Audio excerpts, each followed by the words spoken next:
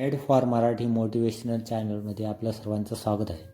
शेगाव म्हटलं की डोळ्यासमोर उभं राहतं चित्र श्री गजानन महाराजांचं. तर मित्रांनो, श्री गजानन महाराज शेगावला कसे आले आणि शेगावला येण्याआधी होते तरी कुठे, सुंदर अशी त्यांची माहिती आज आपण जाणणार आहोत. आपण गजानन महाराजचे भक्त आहात ना? मग आमचा हा व्हिडिओ नक्की शेवटपर्यंत पहा. चला तर सुरू करूया. गजानन महाराज हे महाराष्ट्रातील एक महान संत होते. महाराष्ट्रातील शेगाव हे स्थान गजानन महाराजांमुळे नावरूपाला आले आहे.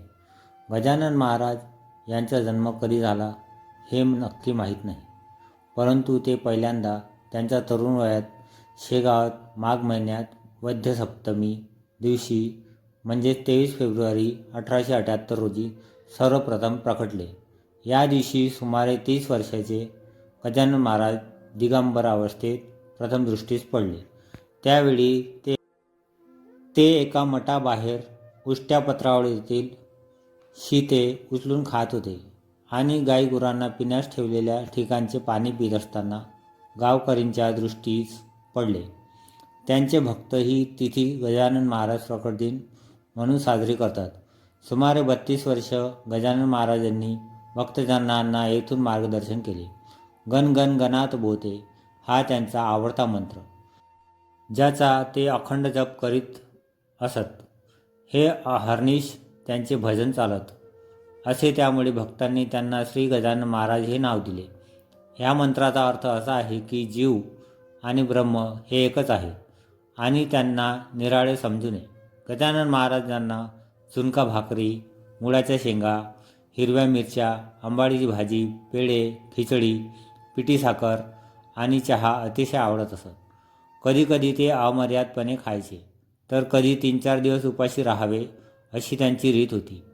भक्तांकडून येणाऱ्या ताटात पक्वान असो, भाकरी आणि ठेचा असो, ते प्रसन्न भावाने सेवन करायचे. भक्तांच्या आग्रहाखातीर त्यांनी चिलीम ओढण्यास सुरुवात केली असली तरी त्यांना चिलीम ओढण्याची फारशी सवय नव्हती. ते क्वचितच चिलीम ओढायचे. असे म्हणतात की एक दिवस बाल दिगंबर अवस्थेतील गजानन महाराज अक्कलकोटला स्वामी समर्थांच्या आश्रमात पोहोचले. तेव्हा अक्कलकोट स्वामी भक्तांना उपदेश करीत असताना त्यांनी बाल गजानन यांना ओळखून सिद्धपुरुष होण्याचा आशीर्वाद दिला. तेव्हा बाल गजानन स्वामींच्या आश्रमी राहिले. अशा प्रकारे स्वामींनी बाल गजानन यांना आध्यात्मिक ज्ञानांचे धडे दिले आणि नंतर त्यांना नाशिकला देव मामलेदारांकडे जाण्यास सांगितले व त्यानंतर आकोटला नरसिंह महाराजांकडे आणि तेथून शेगावला जाऊन भक्तांचा उद्धार करावा व तेथे देह सोडावा असे सांगितले.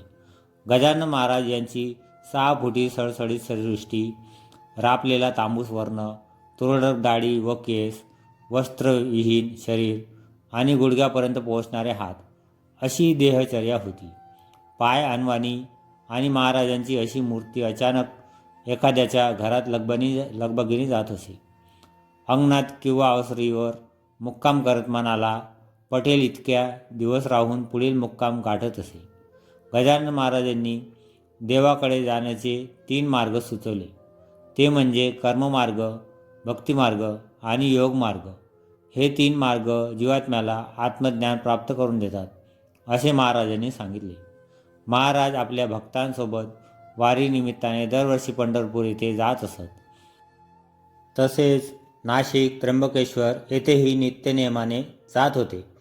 ब्रह्माचे पूर्णपणे ज्ञान झालेले महाराज जीवनमुक्त संत होते.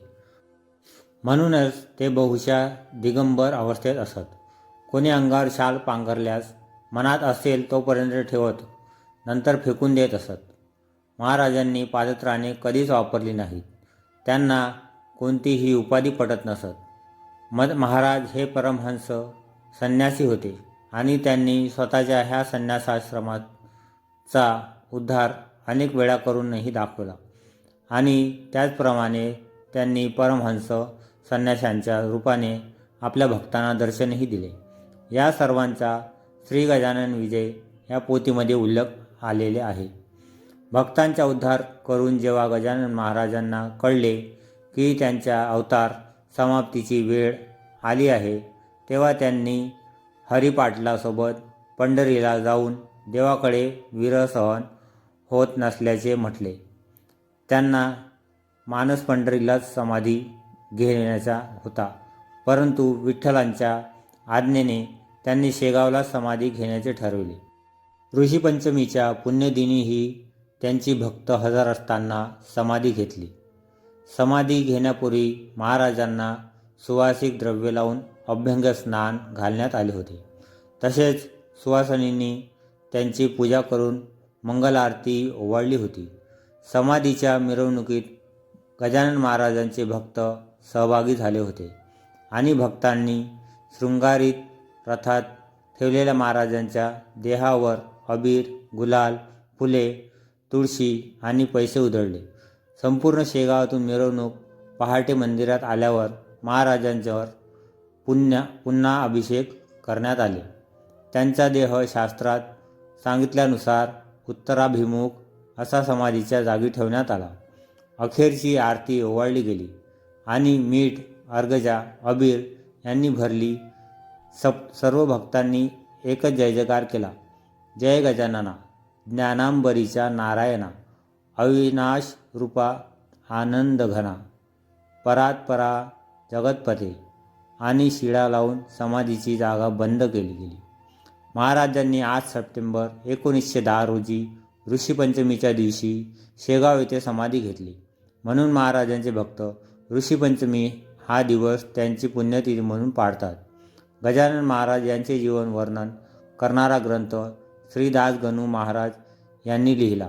या ग्रंथाचे नाव श्री गजानन विजय असे आहे. श्री गजानन महाराजांचे मंदिर शेगावच्या मधोमध असून मंदिर काळ्या पाषाणाचे आहे. श्रींची समाधी मंदिराच्या गुहेत असून वरच्या बाजूला राम, लक्ष्मण आणि सीता यांच्या मूर्तीचे स्थापल्या आहे. पंढरपूर येथे प्रतिवर्षी शेगावहून आषाढी वारीला गजानन महाराजांची पालखी जात असते. तर मित्रांनो, श्री गजानन महाराजांची अशी सुंदर अशी माहिती आम्ही तोडक्या मोडक्या शब्दात आपल्याला सांगण्याचा प्रयत्न केला आहे. ही जर आपल्याला माहिती आवडली असेल तर गणगण गणात बोते अशी कमेंट नक्की करा. व्हिडिओ आवडल्यास लाईक करा, शेअर करा. नवीन असाल तर आमच्या चॅनलला सबस्क्राईब करा. धन्यवाद.